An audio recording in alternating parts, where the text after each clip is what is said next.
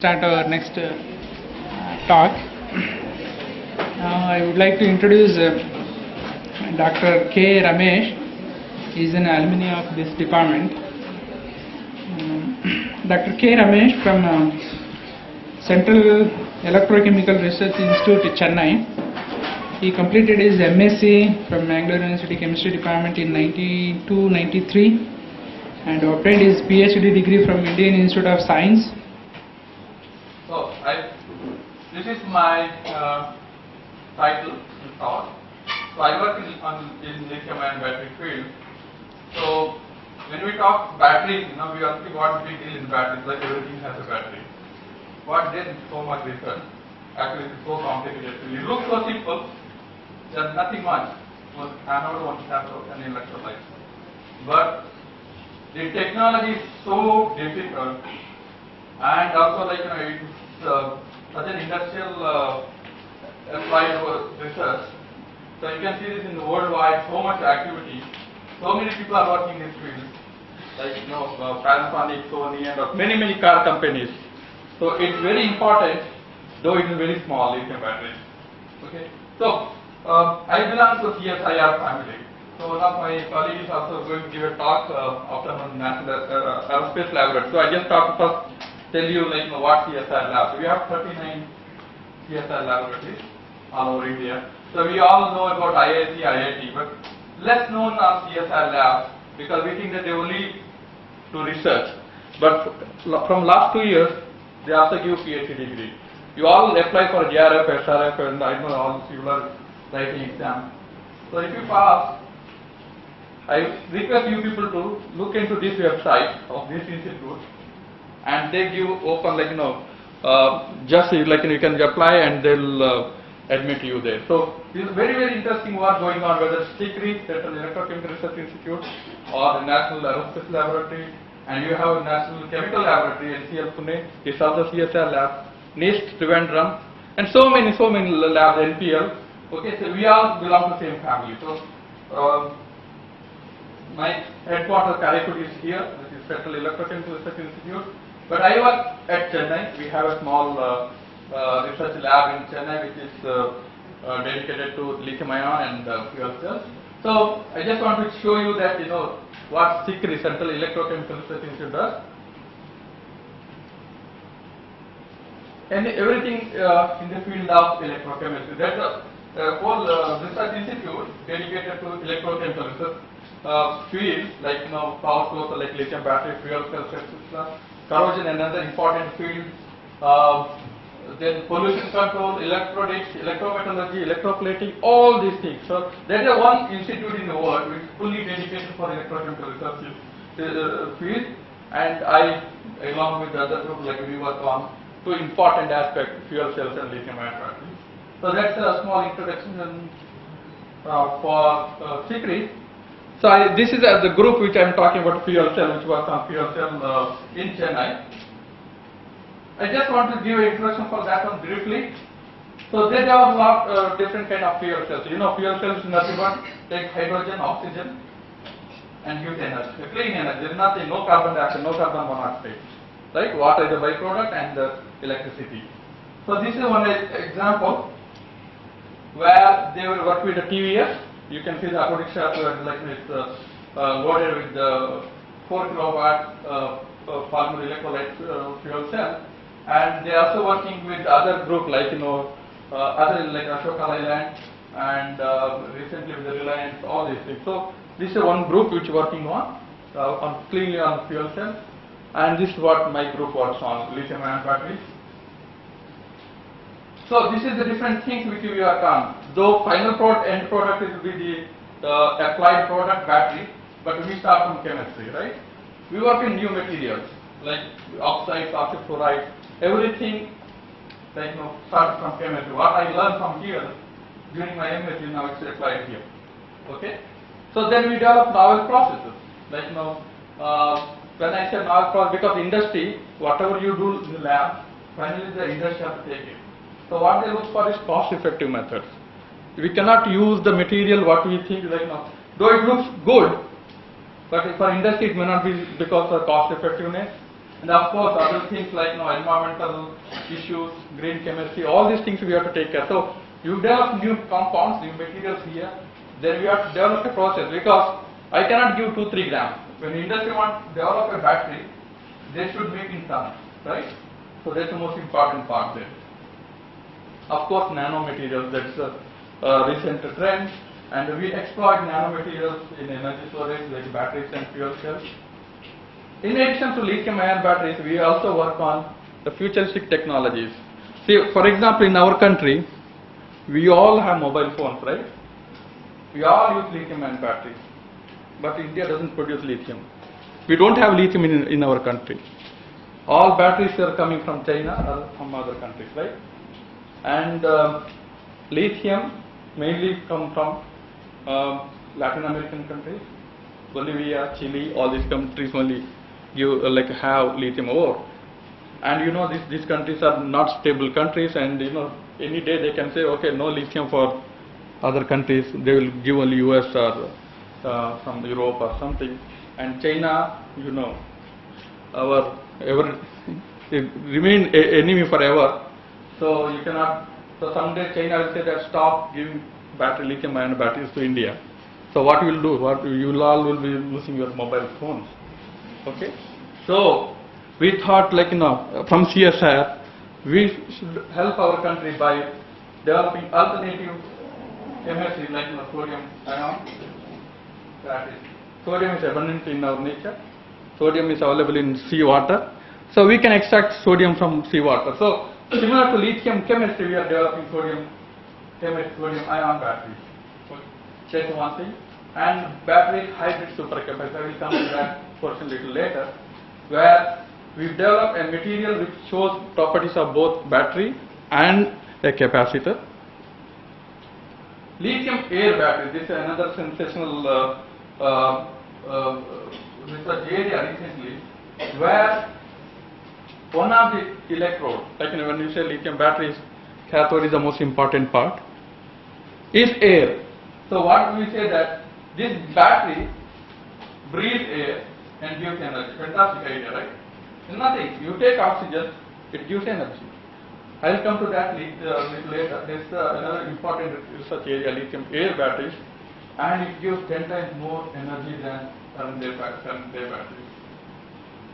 Another field is, see, all materials what we talk in batteries or fuel cells, they are all inorganic.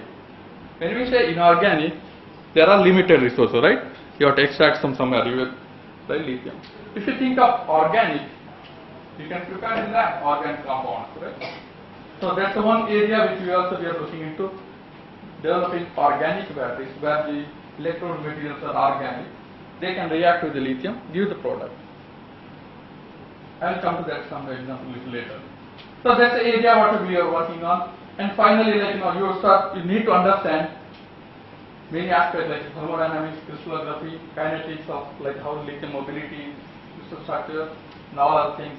So we develop batteries based on this, crystal chemistry, then morphology, that nanomaterials, how they work on this, then electrical conductivity, and then composition, another important factor, you have to tune these things. So those are things which we work on, and then we produce beautiful materials which are still special like this. So this is some example where lithium air battery which will be made lab level. You can see that in a small cell, glowing LED. It's ever glowing because it breathes air. That's it. It will not stop. Okay, these are some cycles which shown. And the organic batteries which we develop on, where you can recycle. That's the beauty of the organic chemistry. In addition to this, all this research, we also work with the industries, companies, and we study. They give the batteries, we study them, life cycle studies, and then many times we had the project with General Motors. They want to know why the battery fails. Vehicle batteries I'm talking here. So we will study them why the battery fails after few months or years. So we do failure analysis and then acceleration test. What we say that battery which developed in lab is a different. We'll charge is charged in one way, but in a user in a vehicle, it depends on your age. Accelerate, fast acceleration, slow acceleration. So this kind of user level of studies, how different people, different country people, they use the batteries and how they abuse the batteries. All these kind of studies and then analysis review to the company kind of thing. So this is some of the kind of work which we have been involved. So one is that what we call as CSR and MNRE project, which is called DAPSON, which is a very huge dream of CSIR. What we call the innovative solution for solar energy utilization storage. That is, store solar energy in this battery. And you know that in India we don't have lithium battery companies, right? There is no lithium battery. Whatever you are buying, like Sony or Panasonic or some other things, it's all from abroad. We don't have a company in India which develops batteries, lithium batteries. So this is one of the idea for the CSIR to make Indian batteries, make in India project. That's what we started. So idea is first develop these batteries and sell to give to all Indian farmers, villagers where there is no electricity. So give this solar lantern.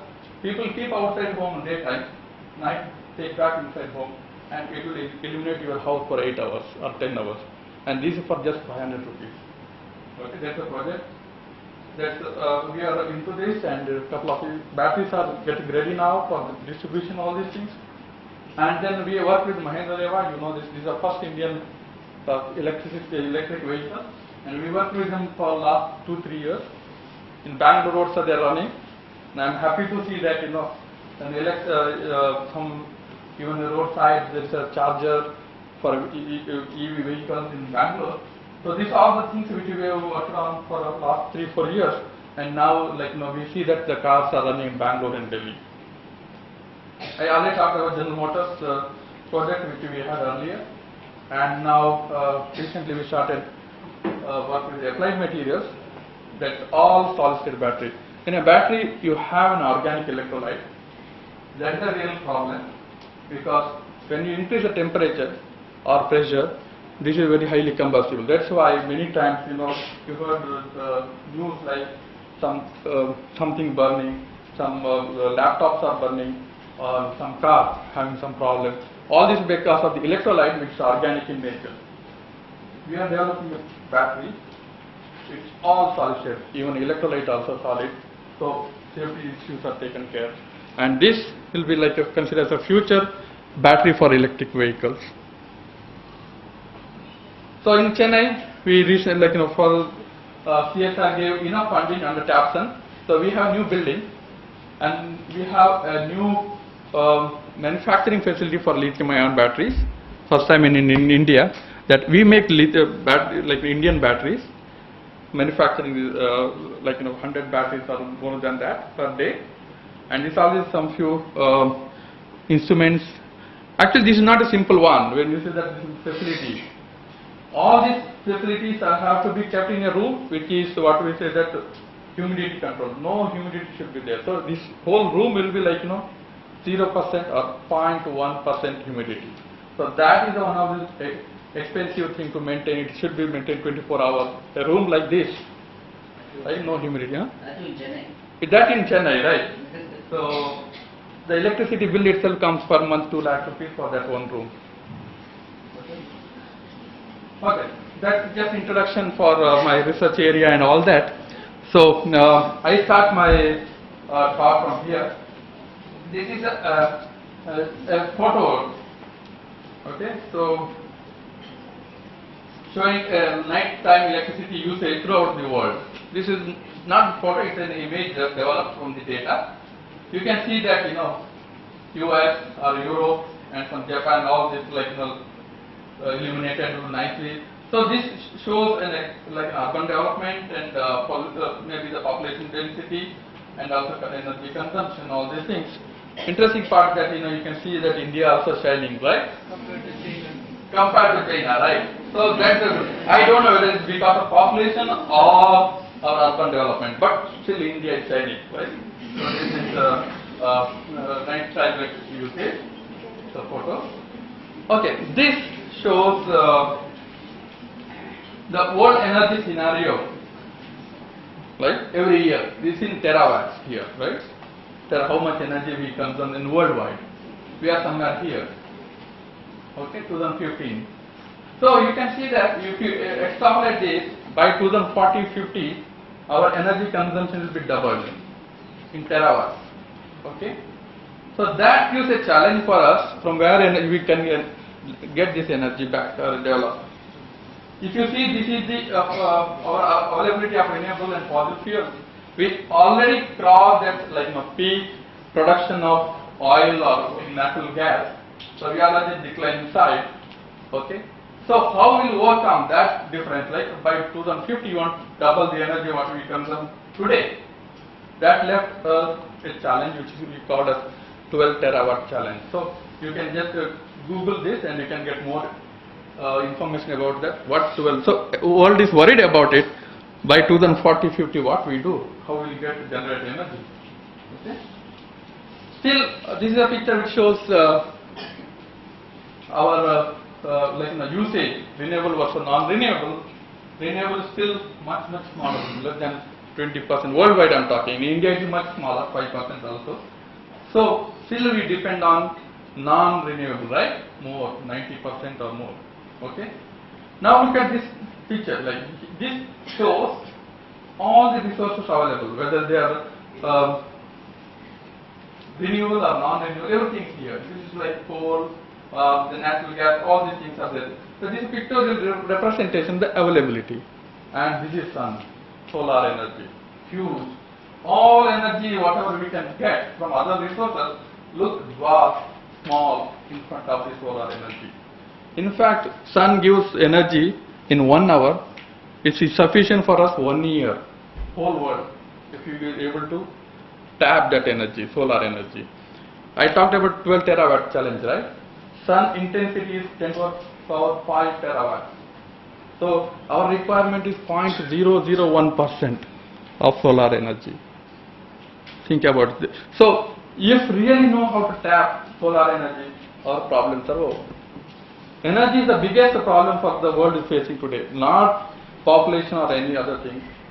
It's energy. If you have energy, all other things can be taken care of. Population, health, all these things you can have an answer if you have sufficient enough energy, even the industry, all these things, right? So we have to focus on this, how to tap solar energy, especially country like India. We are blessed with so much solar energy. And of course, solar, one is conventional solar energy, then how we store the solar energy, right? That's another aspect. That's what I'm going to talk about lithium-ion batteries. So this is something which I am talking that still we are using very less than 5% also renewable energy. So the rest of things come from non-renewable, which is going to exist soon. And recently, India, October 2015, issued United Nations that we are going to cut. So we are moving towards green economy. You might have seen this like a couple of weeks ago. Ready to cut emission by 35%, and we also promised that 40% of energy will come from renewable resources. 40%. It's a huge promise to keep. Okay, from Indian side. Okay. And when I was preparing this slide, my son was drawing something, so it was very interesting. Then I just took from my mobile. He was starting showing actually global warming. I think we are not able to see clearly, but here he is showing that carbon dioxide, surrounded by carbon dioxide, is subscribed, and then once you say that growth trees, increase oxygen atmosphere. This is each 6 years old, and then Earth is happy. There are stars around Earth start to dance, and then he said, "This is not okay. This is okay." But so this was just a couple of days, so I just thought to show it here. So we have to move from non-renewable to renewable. Okay. So this is what I want to show here. From fossil, move to wind, solar, and ocean sea energy, and then move from thermal, that's our oil-based cars, petrol-based cars, to electric. For all this, whatever we talk, we need good batteries. Batteries can change the world. Okay. when I say batteries, again the chemistry comes into picture. The chemistry should be good.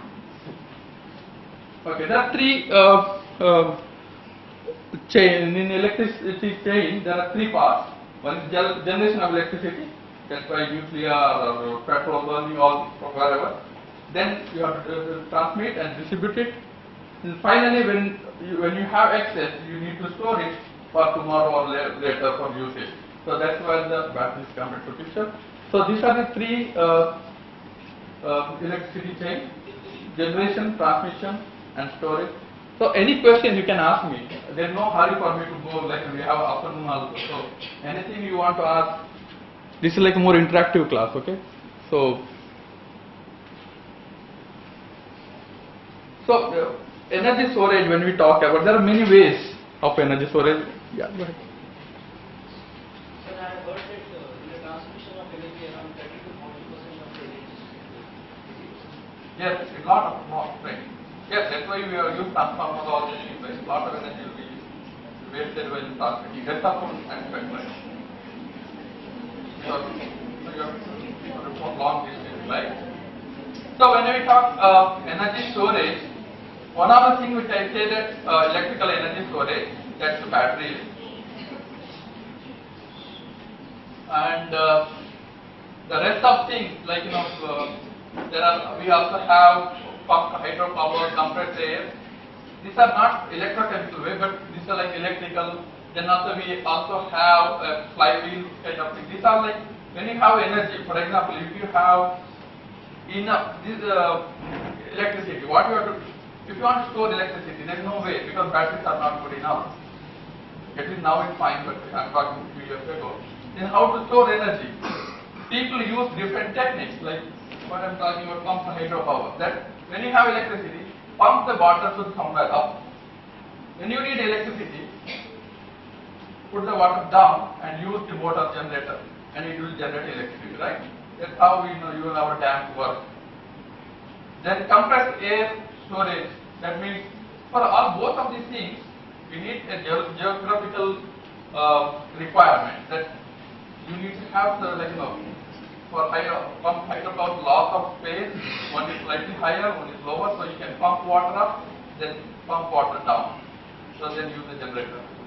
Put it there. In a compressed air storage, you when you have electricity, pump the air or some gas into a cave or cavern. When you compress that, and when you need electricity in demand, put retrieve this gas and again flywheel or something, you can rotate it and get an motor.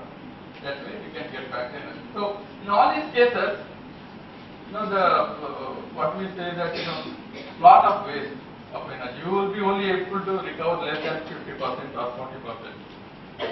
So if you see the batteries, the storage, you can you know that whatever the energy you give, store, it will more or less 90-95% can be retrieved. So compared to all this, but still batteries cannot be used for large scale storage at borehole. Okay. This again I am representing a different scale of storage, right? UPS quality for our UPS here, and then grid support. Any power fluctuations, then that's another way. And then bulk power management. Whole electricity is generated. There are three types. When we talk about pumped hydro and compressed air storage, that is for bulk management. In between all this, like the UPS quality of the energy and also some grid support during fluctuation, we can use different kind of batteries and supercapacitors. So this is megawatt, right? Small scale, still batteries, fuel cells and other things can work.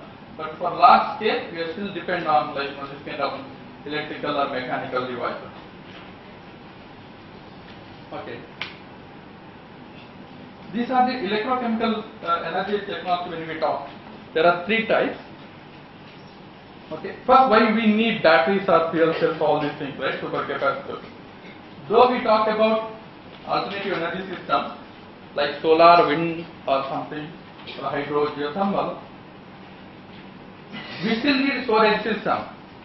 even if you are able to use solar effectively, still you need store, because sun doesn't shine the way we want, night anyway doesn't shine, wind doesn't blow when we want. So whenever blows, store it. For all that storing, you need a battery again. So these are the three types of electrochemical energy devices: fuel cell, batteries, and supercapacitors. Strictly speaking, fuel cell is not an energy storage device, it is a conversion. It converts chemical energy into electricity. Like you pass hydrogen and oxygen from two sides, and there is a membrane. Okay, it can be solid state or polymer membrane. It reacts, produce water and electricity, right? Clean electricity. So there is no other product. That's why it's called clean energy, because you get energy and water. So it's more like a conversion. You have to feed hydrogen and water, oxygen to get water and electricity. Battery and supercapacitors are the storage devices. Battery stores chemical energy and delivers as electricity. Similarly, capacitors. You see the common thing on all these things, they look very simple. They have an anode and they have a cathode and a separator and electrolyte. Only 4 compartments. You have anode, cathode, and of course a separator. Even in battery, same thing, anode, cathode, there is a separator I am not shown here, and an electrolyte which allows the lithium to move in and out. Same thing with supercapacitor. So it looks very simple. Only 4 things: anode, cathode, electrolyte, separator. Okay. So all these convert chemical energy into electricity. Okay. So I told that this is more like conversion device. I will come next slide. I will show you that the comparison between battery and supercapacitor. So give always clean energy, and most important part is the electrode. What we talk about, what is the material we use, anode and cathode. That tells you how much energy you can store. That's where the chemistry comes in. When you talk about material, it's a chemistry finally, right? So electrode materials are very critical in all these things, and nanomaterials have a lot of things to give here, and they are very important. They actually change the battery. Like you might have seen earlier, we did not had a small batteries like our mobile phone. The world changed recently because nanomaterials changed the world. Okay, that I am going to talk in the afternoon. This is just comparison. Sorry. When we talk about an energy device, there are 2 things: power density and energy density. What we say that capacitors have high power density, this is the top. Batteries and fuel cells have poor power density but large energy density. Okay, these are 2 things which we talk in battery power density. What is power density or energy density? Okay, here that means capacitor can give large power, like you have seen the usage of capacitor in our all tube lights and all that. It gives large power but very small time, right? 1 second or less than a second, but large power.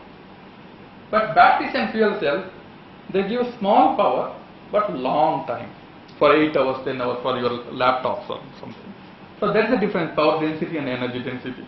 So I can give an example here, right? You can make out what the difference between energy density and power density. He is like somebody who runs 100 meters, 200 meters. He needs large power, like Usain Bolt, right? He needs that much power to run only 100 meters. After that he doesn't care. That's what capacitor does.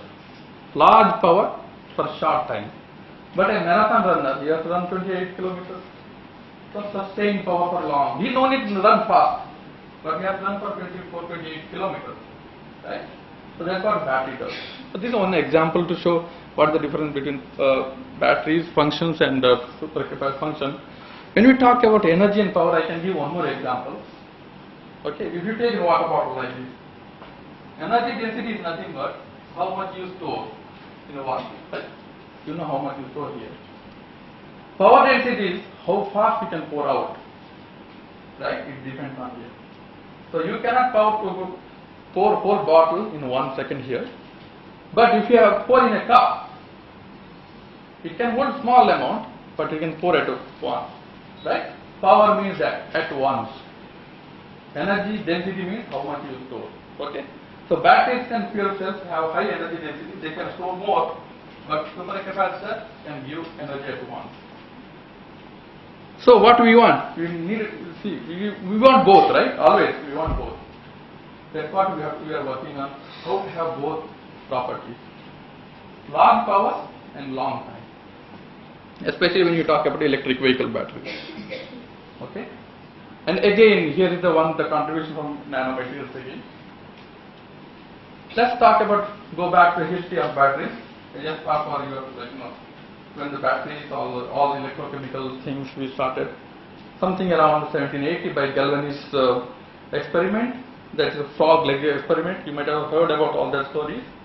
Earlier people thought it's electric, animal electricity where the body carries electricity kind of thing. They believed like that. But Galvan is the one who showed that it is not the frog leg carries the electricity, but it is the two dissimilar metal pieces, whatever you are attaching to that. When you short it, it develops a voltage. That's what he showed first time. Then of course, Volta showed that when you connect dissimilar metals, you can produce large voltage in the EMF. That led to final Daniel cells. You all study all this in copper sulfate, zinc sulfate kind of thing. Then that led to dry cells. That is the primary batteries, everyday batteries which you are using in torches and all that. And then recently, very recently, that led to rechargeable batteries. So this is just a history how we developed the batteries. See, what we know is from here, beginning of 18th century. But recently they unearthed something very interesting in Egypt. Okay, they found a jar and two metals, different copper and iron. Okay, this is what story I written here, and this is like little corroded. So when you put into these things together, you can believe now that they actually made a battery. This is which year? 2000 years old. This is called Baghdad batteries. We don't know what is the no mention of this anywhere in the history, but they might have made battery that time 2000 years ago using a jar and two dissimilar metals. Of course, they might have used vinegar or wine as an electrolyte, right? So something ancient, we might have forgotten these things, though, or we don't even know whether we reinvented whole batteries from 18th century, right? This was something which something certain. So batteries, when we talk about, there are two types: primary batteries and secondary batteries. Primary are the ones which you cannot recharge them. That's what we use in the Nippo batteries, everyday batteries and all that, what we is called primary batteries, which you just use and throw them. Secondary batteries are the one which we recharge. They can be lead acid in your car, lead acid batteries, or nickel cadmium, nickel metal hydride batteries and lithium ion batteries. All these are rechargeable, means you can reuse them again, charge it, again use it kind of thing. Okay. This is an example which I want to tell about the everyday battery, primary battery, which is also called alkaline battery because the electrolyte is alkaline there, and you use MnO2 and zinc metal, right? It produces electricity, so it's a chemical reaction, but it is not rechargeable. You use it and throw it, like in your radio and all that you use these batteries. Okay. Rechargeable batteries are the one, lead acid, nickel cadmium, nickel metal hydride and lithium ion. Nickel cadmium metal hydride batteries are used earlier days in cameras, right, for flashlights, and we used to recharge. Lead acid batteries for all UPS systems. I don't see it here in this room, but yeah, they are there everywhere. The heavy batteries which we cannot even lift. Okay. And also in the car, the starting one is the lead acid battery which starts the car vehicle, and lithium ion batteries. These are some of the characteristic features which we talk when we talk about batteries. What is the energy density? What is the cycle life? Cycle life means how how many cycles you can use, charge, discharge, kind of thing. Then what is the charging efficiency? What is the self-discharge? Self-discharge means if you don't use, how long that energy will be saved in that battery. Of course, other things, safety is the most important part. Okay. Then environmental impact. Economics the one. Right? That's another thing. How cost this battery? Lead acid batteries are not that costly. You can use them. But when you talk about lithium batteries, they are much costlier. So that's why we are not using them for day-to-day life. Or for example, your UPS system, still we are using lead acid batteries, not lithium ion batteries, because compared to lead acid batteries, lithium ion batteries cost 5 times more. See, you can also buy I will come to that slide anyway. Bicycles, which you can connect a lithium ion battery, and you don't need pedal, it will run. But cycle cost is how much? 5,000 rupees. But battery cost is 20,000 rupees. Okay. So this is another picture to show you why lithium batteries are important nowadays. This is called energy density, and energy density in watt-hour per kg means in terms of weight of a battery. This is energy density in terms of the volume of the battery. So if you go up like this, battery becomes small. Go this way, battery becomes lighter weight. So this is a comparison of batteries of lead acid, nickel, cadmium, nickel, and finally lithium ion. You can see that lead acid batteries are heavy, and for the same, I'm talking about same energy, they become heavy. But if you see come to lithium ion, you can they become very light, and you can store a lot of energy in the fixed volume. So that's why since lithium ion batteries become lightweight, we know that we carry mobile phone. If this battery need to be replaced by lead acid battery, you imagine how much weight it should be, right? This should have been almost 200 kg. Okay. So batteries, the chemistry is simple. It's a standard reduction of half-cell reactions. What happens there, So when you connect two different, chemistries or reactions, whatever the difference comes is the voltage, right? So the best one is if you can see lithium is the most electropositive, it's on the bottom, -3, and fluorine is on the top. The best battery will be if you can connect these two. But of course we cannot make a battery because food is a gas. So we can connect the rest few of these within a solid state, and we can make batteries. That's what the batteries are. Lithium battery, we connect. We don't use lithium metal as such in a lithium battery. Okay, I will come to that later. Earlier they used lithium metal, but you know that lithium is very sensitive to air and moisture, and it can catch fire. So that's why we don't use lithium metal as such in a battery. But we use lithium compound. The one which we use mostly in our batteries, most of our batteries, is this one, lithium cobalt oxide, or lithium containing cobalt oxide. You combine it with carbon, this is a graphite, and that is the EMF difference is of lithium ion battery.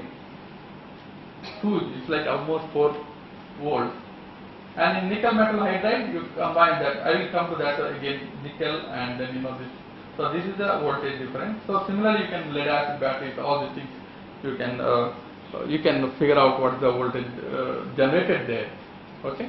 In a lead acid battery, lead is anode. I'll just go quickly, just to show you that give some glimpse of what the chemistries are here. In a cathode is lead oxide, anode is lead. Electrolyte is sulfuric acid, and this is the reaction, and you get 2 volts. You can recharge back and forth. Okay, so lead acid battery gives only 2 volts. Nickel cadmium battery, which we don't use nowadays because of cadmium is poisonous, it can give voltage of 1.2, and these are the electrolyte again still KOH, and anode is cadmium, cathode is nickel oxide hydroxide. Okay, and then in the nickel metal hydride batteries, still nickel OOH, nickel oxide hydroxide is a cathode, and anode is an alloy containing hydrogen hydride. Okay, and again you get 1.2 volts. Okay, but compared to this, lithium is the best because it gives 4 volts. Lead acid gives only 2 volts. The other two batteries 1.2, and lithium ion can give almost 4 volts or even more. I will come to it later. So these are the something characteristics. Why lithium ion is the best? You see that voltage wise, energy wise, density, specific power, all this, and durability. Even you know that the lead acid batteries you have to replace every 2-3 months, but in lithium ion battery, if you are using it, it can run for 10 years. So that's why that they are more important. Though they are costly, cost is 10 times more. Still they are better because you can get higher energy, higher voltage, and higher life cycle, etc. Okay. There's another concept recently building up, what we call a flow battery. Just give me just one example here. This is like a fuel cell actually. It's not a battery. In a battery, reactants are inside a battery, right? Whether anode, cathode, everything is inside. In a flow battery, it's not for a small area. It's like two big tanks. One is cathode, one is anode, but containing liquid electrolytes. Liquid cathode and liquid anode.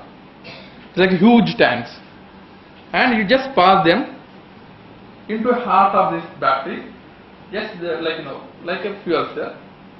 They react and they produce oxidation reaction again and produce electricity. This is important for stationary applications, and it's all like how much energy you can produce depends on how much big is your tank. So for whole Konaje you can produce electricity using this one. You have to have two tanks, cathode side and anode. Just flow them together. Okay. This only applied for stationary applications. It cannot be used for for any mobile applications. We do have such kind of systems also in the world. Okay, I talked about these things like batteries.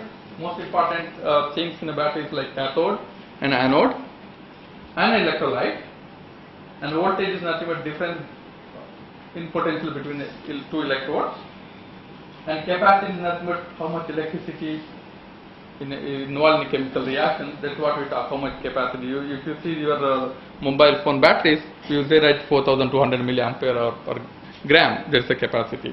That means as you increase the number, that means you can use for longer duration, means 6 hours, 8 hours or something. So specific capacity, the definition is 1 gram equivalent of material.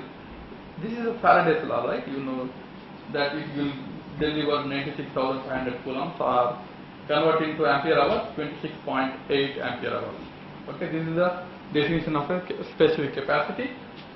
So in any material, when you use cathode or anode, all that you have to do is 26.8 divided by molecular weight. That is the theoretical capacity of your material. When we change material, different, all that you have to see is what's the molecular weight of the material. So in a battery, most important criteria is this. The other one is anyway standard. The Faraday defined it. You cannot change it. Only you can change this molecular weight of a material. So that's important again. When you see the periodic table, you need to have small molecular weight to have big number here, right?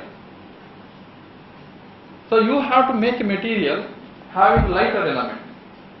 Not in a periodic table, don't go down the periodic table.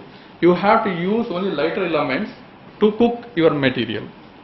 Okay, this is the most important part. So even though we have 100 elements in a periodic table, in a battery you can use only maybe complete first row of transition metals and maybe slide down. That's it. You can still make the sample, but your capacity is down, so it is not used for any application. Okay, so this is the important part. In a battery, when you make, you look into what is the molecular weight. That is theoretical. So in observed, how much is you get, it depends on when you do experiment, nobody tells you what is the material inside. When I know the material, I can calculate this way. But somebody gives a battery, and ask you to calculate what is the capacity. All that you should use. You see how much current you get, how long you get. Of course, weight of active material means the inside, like what is the weight of the battery. Then using that you can calculate observed capacity. So this is theoretical. This is a constant. This is observed capacity, which depends on current into time, then weight of the active material. Okay. I will just give an example to know how we calculate discharge capacity. The same thing I said, like current into time due to active mass of the battery, electrode, cathode. Okay. Here is the example. Okay. Lithium cell has a discharge time of 120 minutes. Current is 500 milliamps. Okay. Calculate capacity of the cell. You can calculate. They give mass of the electrode as 8 gram or something. So we are calculating in hours, right? Ampere hours. So you have to convert 120 minutes into hours. That's 2 hours. Current 500 milliamps into 2 hours, and the weight, active mass, is 8 gram. So your capacity is 125 milliampere hour per gram. In your mobile phone, you are increasing this. Your mobile phone should increase work at least 6 hours before charge. So this should be more. So this also should be more, right? So these are the two things that companies work: how to increase this and how to increase this without increasing too much of weight, right? Or compactness is important. Okay, right? Fine, you can calculate, right? If somebody asks you, right, calculate the capacity of the battery. Okay. Another example: if a laptop requires 40 watts, that's the power for functioning with a 20 volt, the battery. How long the laptop will function? I'm talking without charge again. If the capacity of battery is 400 milliampere hour. Okay. Battery power is given, voltage is given, capacity also given. What you have to calculate? Time. Okay. So capacity is current into time. Right. Current can be calculated from P is V into I. V is given, P is given, so I can be calculated. So current is calculated here. Once you know current, you know capacity anyway, time can be calculated. Right? So P is equal to V into I, you can put those values. So 40 by 20, so current is 2 amps for a battery of a laptop. Capacity is 4000, that's 4 amps hours. So current into time, so time can be calculated 4 by 2, it's 2 hours. Okay? I hope this is not difficult, right? It's fine. Okay. So those are two examples. Then I told anode and cathode. Basically anode is nothing but where the oxidation takes place. Cathode is where the reduction takes place. Electrolyte is nothing but a medium which allows permits ion conduction, but not electron conduction that much. So, okay, one more thing which I want to tell you, when you talk about electrode material, anode and cathode, they should be electrically conducting also, at least semiconducting. If not good conductor, at least a semiconducting one, anode and cathode. Electrolyte, it conducts only the ions, lithium in your case. Then there is a separator that allows only the lithium to move this way and that side between the anode and cathode, but it will not allow electron conduction. That's the most important. Otherwise, you will be just shortening the anode and cathode part. Okay. So, how we connect batteries? Okay. You might have seen like in a torch, we just connect them series one by one. What it does is it only adds the voltage. That's an example here I am going to show. There are two ways of connecting batteries: parallel and series. Okay. What happens in two scenarios? When you connect parallel to a load, right? Only the current or capacity added up become 3 amps. but voltage still remains same. When you connect series in a torchlight, right, what happens is you only add the voltage, capacity or amps remains same, like 1 amps, right? Finally 1 amp 36. Why I am giving this example is, in your UPS, your batteries are like this, they are connected parallel and series. In an electric vehicle also, depending on what voltage, what power and finally what current you want, we need to connect them parallelly and in series. All these things, combinations we have to think of. Okay, it is not just put them together. In an electric vehicle, when you make a battery, we need to connect them in, like, some in parallel, some in series. So finally we get the required number of like this watt, voltage, current. We will just have to get these numbers by connecting them parallel and series. So this is just, I thought, like, give some introduction before going deep into the chemistry of batteries. Okay. This is just an introduction so far what I have talked about the batteries. So this is how a lithium battery works. You have a cathode, usually an oxide material, and you have an anode. Earlier they have used lithium metal itself, but now we don't use lithium metal because it's a fire hazard and a moisture problem, all these things. So we use the graphite. What happens when you charge a battery and what happens when you discharge a battery? When you charge, the lithium from the cathode side, when I say cathode anode, use it's a powder material coated on some conducting, like usually cathode the powder we coat on anode. I have video, I will also give to that one for you people, like how we make really batteries. It's a powder like lithium cobalt oxide, a black powder. If you open your battery, don't open, and really don't open because it will catch fire, and not only just it will burst, right? Don't try to open a battery, especially lithium batteries. Okay, it has powder, lithium cobalt oxide, lithium manganese oxide, etc. Coated on current collector, what we call as current collector, aluminum foil.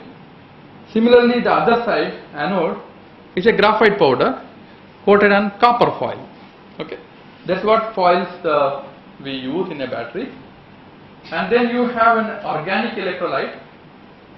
It's a salt, lithium hexafluorophosphate, LiPF6, salt dissolved in EC, ethylene carbonate, dimethyl carbonate. These are the two electrolyte, ECDMC, and a lithium CF6 is a salt. This all in it. 1 molar concentration, that's the electrolyte. Then of course there is a separator, and you have two foils, LiCO2 and other side is the graphite. When you charge, lithium from here shuttles and goes to anode compartment, and it gets what we say intercalated between the graphite layers. So it sits here between the graphite layers, lithium, while charging. When you charge a mobile phone, you are driving the reaction this way. While discharge, that means while you are talking over the phone, you are actually driving the reaction backward. The lithium from here goes back to lithium cobalt oxide or lithium manganese oxide, LiMn2O4. These are two well-known chemistries. So this is what we call as rocking chair, because they can shuttle between this continuously for many times, many years at least. So this is called rocking chair. This concept was first time given by a chemist, Stanley Whittingham. He's still working. He's in US. Okay, he is previously was from Oxford. So this concept was developed by him in 1980, and Sony took that one. And in 1990, first lithium battery was manufactured, or first in market. So you see, it took 10 years to make a battery. Though he gave the material. That's what I'm telling. Though things are simple, a company like Sony took 10 years to develop the first battery. So when you charging, the reaction is like this. So lithium or minus X, so continuously the X will change. What happens is here, if you see cobalt, again is minus 2, right? So there are 2. So minus 4, lithium is plus. So cobalt oxidation state is here plus 3. So if you think that you have removed completely lithium, you get COO2. Cobalt is plus 4, right? You are when charging, you are oxidizing lithium cobalt oxide. So it's not only lithium you are removed, you are also oxidizing cobalt. While reverse reaction, you are reducing. So charging means oxidation, discharge means reduction. Okay? So that continuously the reaction takes place. Any material if you change, even here or some other material. So then you can calculate, I said, what is the observed capacity? 26.8 divided by molecular weight, that is standard. And also X at any time. What is the delta X means how much lithium change? Maximum is 1 in this case. So in between also you can calculate what the capacity. After charging 1 hour, 2 hour, what is the capacity you can get. Okay? So, what if charging and discharging takes place simultaneously? It takes place. No issue. What is that? It happens, right? You are charging also you can speak. There are some cases that get burst. No, nothing will happen. With carbon force especially. What? Carbon force. With carbon force, many newspapers they are reading that because of the battery exploded. Oh, no, that's because that's not because of battery as such. It's like a charging, what we call as battery management system, BMS. Okay. While driving that BMS, battery management system, is the electronic device. It should control the temperature. What happens when you drive both reactions? Battery get heated up. You might have seen many times your cell phone get heated up, right? Discard it. Don't use it. Okay. If you're thinking that too much heating, that is going to burst. So that can happen. Okay. So that's while you're doing both charging and like talking. So that need to be controlled by a electronics called BMS, battery management system. If that doesn't control, temperature of the battery can shoot up. If it reaches 60-80, it can explode. So you should be careful. If any your mobile phone heats up, don't use it. Okay. At least change the battery. Okay. So then energy density, of course, voltage into capacity. Okay. This is something very important slide. I told 1990 the first battery was made up of by Sony. Lithium cobalt oxide is a solid material they use, cobalt oxide, and coke, that's the carbon material, as an anode. When the first suggestion was actually to use lithium metal, then they thought that it's not going to work out because of the metal handling lithium is so dangerous. Okay, that's 1990. Then Sony again 95 came up with a new idea that they change the coke to graphite. That's the anode. Both are anode here, but keeping the cathode as lithium cobalt oxide. Okay. In your mobile phone, still we are using lithium cobalt oxide as the main, because of its many important characteristics. Then after almost 10 years, we came up with a new material. We replaced lithium cobalt oxide with the lithium manganese oxide. It's important because cobalt is expensive, right? And also in hazardous material, it catches fire, cobalt oxide. So we replace with manganese oxide. Important thing is, it's cheap, so much availability, and material wise also it's much cheaper, and you can control that chemistry and fire hazards are less. That is in 2002, 2004. That's when the first time the General Motors came with their car that used this chemistry, lithium manganese oxide and graphite in their batteries. Okay. Then Sony came up another idea. They replaced graphite by tin oxide, tin based anode. That battery is called Nexlion batteries. You might have seen these batteries. The camcorder you are using, 4-year camcorder, has this battery, which has tin based anode, because long life. I will come to that one again. Carbon gives capacity wise, carbon is less capacity compared to tin and silicon. silicon and tin can give 10 times more energy density. So you can use longer time. So when you want to video, for a camera these are fine, but when you want to video, you want a battery which can long last.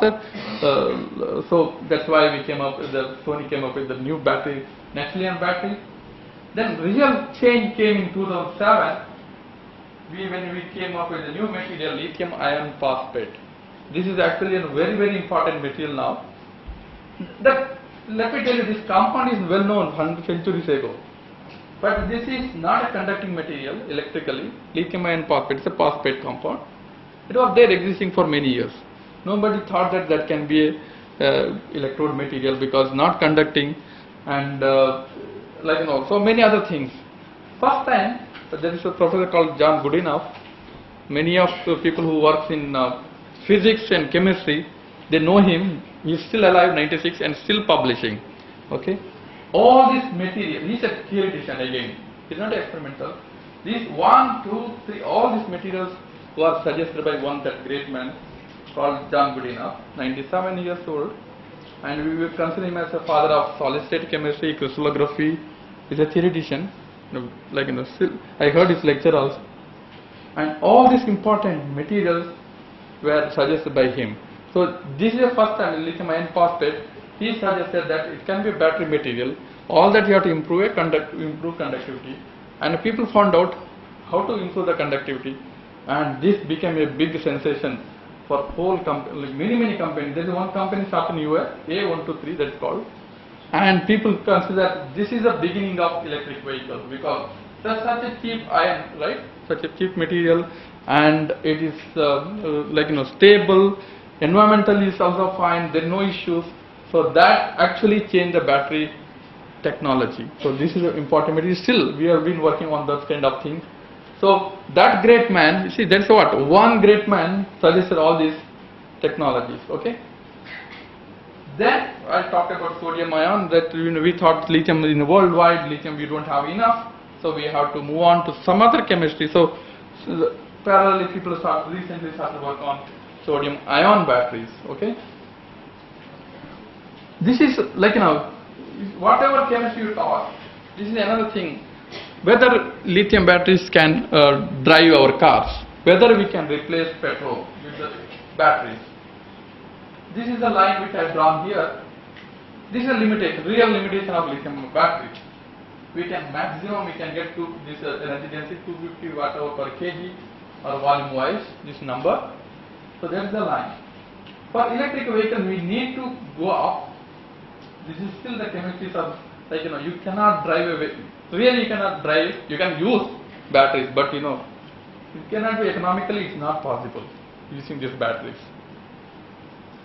Then came new, these are not new ones, but right now people are really recently start thinking much more about this lithium sulfur and lithium air batteries. Lithium oxygen batteries or breathing batteries. You can see that energy density, it's almost, actually they are 10 times better than current day batteries. So if I just put dash here, this is only the concept now. Lithium sulfur, okay, there are some companies start to develop batteries. Lithium air is a concept. The reaction looks simple. Lithium plus oxygen giving lithium peroxide Li2O2 giving 10 times energy, right? But this is a concept. There are a lot of engineering aspect. How to control this reaction, whether we can really deliver that much. So that is the technology. Lot of companies, lots of universities, we are all working on that. So it's just in a concept still. Okay. So if we can realize one day, lithium air batteries, forget petrol. We are done. Okay. So we no need to care about what the petrol price. If you have one day lithium air battery, you can drive your car 500 kilometers without any charge in between. 500 kilometers. Okay. So you will see that current day all the mobile phones, tablets, all carry lithium ion batteries inside. So lithium batteries have changed the world, right? 10 years ago or 15 years ago we did not have a mobile phone, but now everybody carries mobile phone. Just because we have 1990, 94, we came up with batteries which are small, they can hold energy more, and like new products are coming where everybody want to have how much how much charge it can hold. The new Panasonic or any mobile phone comes, we'll ask how long it will. They say okay, 2 days you don't need charge. Like all this. So lot of innovation things are going on here in lithium batteries. So how to increase energy density, how to have higher power, all these things. This is something which I talk application battery not only for small electronics, but for EV vehicles. I talked about the bicycle. We can connect a lithium battery for that. You can you can use as a scooter. But again, the price battery is 5 times more than. I think I will stop here. A lot of things to talk. Maybe I will continue afternoon session. But EV vehicles, then you can think of one day powering your house using electric lithium batteries, connect to solar cell. Not this already there in the European countries. Since the price wise in India it's so it's 5 times more, so still we are not reached this stage. But lithium batteries can, at least you can think of lanterns. Then another concept which there in Europe, what we call as vehicle to grid. They have electric vehicles. They all come to office right by 9:30. They connect their car to the grid. Means just you have to connect. Like how we connect our mobile phone. Car can get charged during that. If there is any fluctuation in power line, if power cuts off for a minute, the power from the cars can be connected to the grid, so you will not have any power fluctuation or power failure. That's what the concept in Europe. Now they are using that. So what we in our country is like grid to vehicle, right? We charge. Vehicle to grid means vehicles. When you connect, how many vehicles? 5,000 vehicles, 10,000 vehicles connect in parallel to the grid. You get electricity back to the grid. So any fluctuation, any power failure, at least for a few seconds, the cars can manage and give back the power. So this is the one concept of building up vehicle to grid. I will come back to I will stop. I think it's lunch time. I know that nobody will listen to anymore. Okay. I'll afternoon 3:30 so I will continue there.